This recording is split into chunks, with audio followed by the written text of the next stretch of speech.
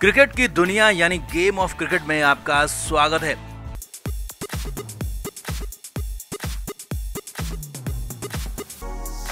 गौतम गंभीर के आते ही टीम इंडिया में उथल पुथल मची हुई है। जो सीनियर खिलाड़ी पहले श्रीलंका दौरे पर आराम फरमाना चाहते थे, अब वो टीम के साथ जाएंगे। और इससे भी बड़ी बात, T20 टीम में नया फुल टाइम कप्तान बनाया गया और वो हार्दिक पांड्या नहीं है। जी हाँ, जिन हार्दिक को पिछले 2 साल से कप्तान के तौर पर तैयार किया जा रहा था, उन्हें अचानक सीन से बाहर कर दिया गया और अचानक सूर्य कुमार यादव को कप्तानी दी गई है। तो बताते हैं आपको हार्दिक की कप्तानी छीने जाने की इनसाइड स्टोरी कि मीटिंग में आखिर क्या हुआ था, आखिर क्यों गौतम गंभीर अपने ऊपर ब्लेम नहीं लेना चाहते थे, क्या क्या कहा गौतम गंभीर ने और रोहित के साथ तीसरा शख्स कौन था, और फाइनली गौतम गंभीर ने कैसे दूसरे के कंधे पर बंदूक रखकर सिर्फ हार्दिक नहीं बल्कि 3 खिलाड़ियों का शिकार कर दिया। सब कुछ आपको बताएंगे। आप इस वीडियो को शेयर करें और कमेंट बॉक्स में अपनी राय जरूर दें।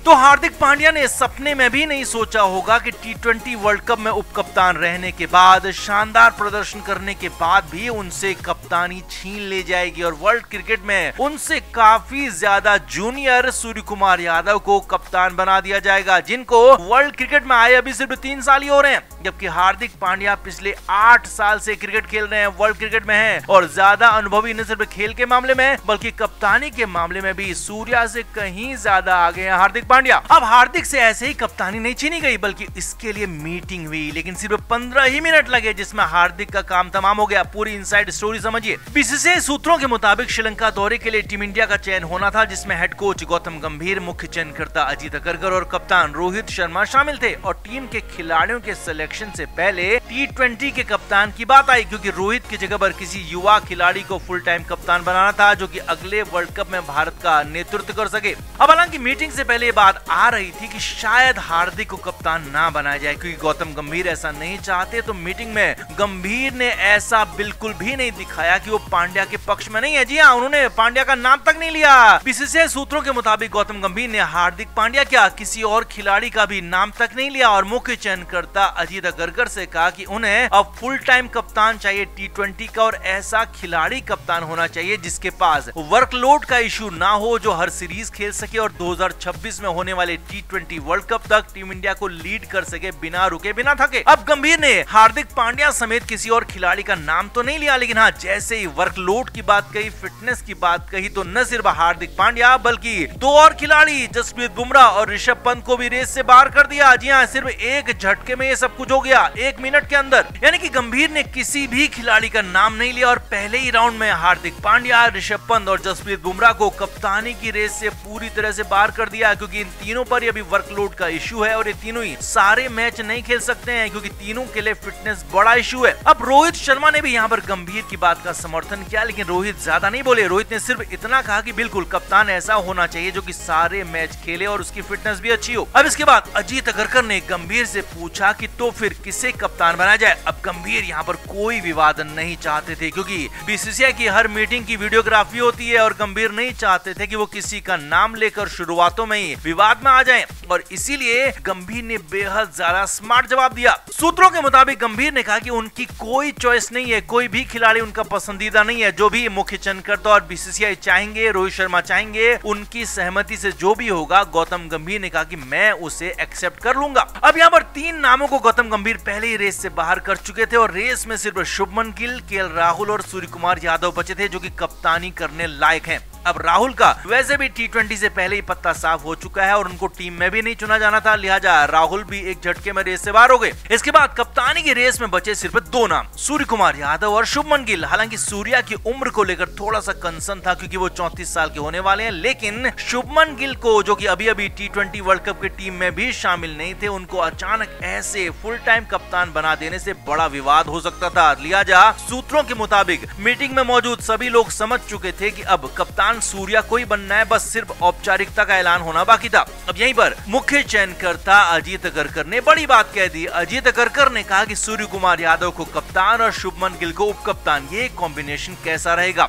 इस पर रोहित ने पहले कहा कि परफेक्ट कॉम्बिनेशन रहेगा और सूर्या के साथ अगला कप्तान भी तैयार होगा। गिल को कप्तानी का अनुभव मिलेगा और सूर्या पहले भी कप्तानी कर चुका है। और वहीं गंभीर ने इसके बाद भी सीधा जवाब नहीं दिया। जी हाँ, गंभीर ने कहा कि अच्छा फैसला है और जो चयनकर्ताओं का फैसला है वो मुझे मंजूर है। यानी कि इस पूरे एपिसोड के गेम प्लानर हार्दिक पांड्या को कप्तानी से हटाने के पूरे मास्टरमाइंड गौतम गंभीर थे और वही कह रहे थे कि उन्हें बीसीसीआई का फैसला मंजूर है, उन्हें सूर्या की कप्तानी से कोई दिक्कत नहीं है। और दिक्कत होती भी कैसे, सूर्या को कप्तान बनाने के लिए ही गौतम गंभीर ने ये पूरा का पूरा प्लान किया था, पूरा का पूरा गेम चलाया था, एपिसोड चलाया था। अब इस पूरे एपिसोड में सिर्फ 15 मिनट का वक्त लगा, पूरी बातचीत करीब 15 मिनट तक चली और उसके बाद फाइनली तय कर लिया गया कि सूर्य कुमार यादव टीम इंडिया के T20 में फुल टाइम कप्तान होंगे, शुभमन गिल उप कप्तान होंगे, उन्हें कप्तानी के लिए तैयार किया जाएगा। हार्दिक और पंत सिर्फ बतौर खिलाड़ी टीम में खेलेंगे, जबकि बुमराह को अभी रेस्ट दिया गया है। तो कुल मिलाकर गौतम गंभीर का जो प्लान था वो सक्सेसफुल रहा। गंभीर ने अजीत अगरकर के कंधे पर बंदूक रखकर एक निशाने से हार्दिक पांड्या, जसप्रीत बुमराह और ऋषभ पंत तीनों की कप्तानी छीन ली और अपने पसंदीदा सूर्य कुमार यादव को कप्तान बना दिया। और न सिर्फ हार्दिक पांड्या के लिए कप्तानी, बल्कि हार्दिक पांड्या को उप कप्तान तक नहीं बनाया गया, जो कि और ज्यादा हैरानी भरा फैसला था। तो आपका क्या मानना है, क्या वाकई में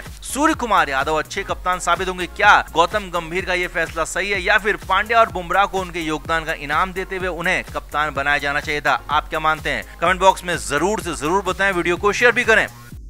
तो champions trophy one day tournament Pakistan में होना था, मगर भारत ने इसे पाकिस्तान के हाथ से छीन लिया है। भले ही आईसीसी ये फैसला करता है और आईसीसी की मीटिंग के बाद ही तय किया गया कि अब पाकिस्तान में चैंपियंस ट्रॉफी नहीं होगी, लेकिन इसमें पूरा दखल भारत का है, बीसीसीआई का है। असल में बीसीसीआई तो लंबे समय से कहता रहा है कि वो भारत सरकार की मर्जी के बगैर पाकिस्तान अपनी टीम और खिलाड़ियों को नहीं भेजेगा और पाकिस्तान जाने का फैसला तय नहीं है। यानी कि एक तरह से बीसीसीआई पाकिस्तान जाने से इनकार ही करता रहा है, साफ कभी भी कहा नहीं है। लेकिन अब खबर है कि T20 वर्ल्ड कप जीतने के बाद भारत के कुछ बड़े दिग्गज खिलाड़ियों ने भी पाकिस्तान नहीं जाने की बात कही थी, क्योंकि अब चैंपियंस ट्रॉफी सिर्फ 6 महीने बाद ही होनी है। तो कई खिलाड़ी अगर पाकिस्तान जाने से इनकार करते हैं तो सेकंड स्ट्रिंग टीम भेजनी पड़ती है और उसमें मुश्किल ये होती कि भारत को दिक्कतें हो सकती थी। और इससे भी बड़ी बात, दूसरी ओर पाकिस्तान ने कहा था कि अगर भारतीय टीम नहीं आती है, भारत अपनी टीम पाकिस्तान नहीं भेजता है तो ना भेजे, हमें कोई फर्क नहीं पड़ता है, हम भारत की जगह पर जिम्बाब्वे को बुला लेंगे, लेकिन चैंपियंस ट्रॉफी पाकिस्तान में ही कराएंगे, जरूर कराएंगे। और यही बात, यही मनमर्जी, यही ईगो, यही घमंड पाकिस्तान के लिए नुकसान कर गया। जी हाँ, यही बात पाकिस्तान पर चोट कर गई, क्योंकि T20 वर्ल्ड कप में भारत के जीतने के बाद आईसीसी के रेवेन्यू में रिकॉर्ड उछाल आया है और आईसीसी की कमाई, revenue record all time high पर है। और भारत के बगैर आईसीसी का कोई भी टूर्नामेंट हो ये संभव ही नहीं है, क्योंकि उसमें कमाई 0 हो जाती है। और इसीलिए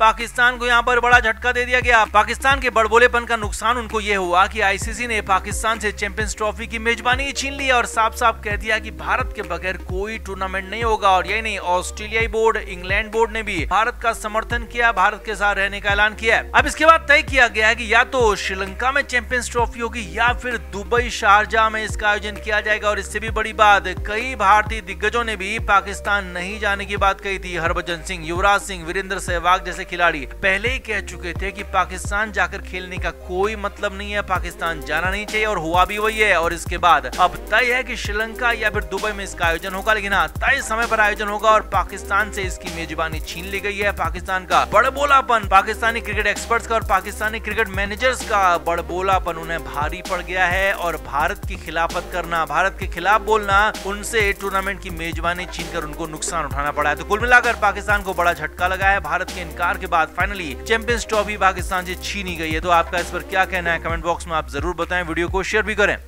क्रिकेट के हर नए अपडेट के लिए गेम ऑफ क्रिकेट को सब्सक्राइब करें और उसके बाद बेल आइकन को प्रेस करना ना भूलें, ताकि सिर्फ आपको मिले गेम ऑफ क्रिकेट की हर खबर सबसे पहले।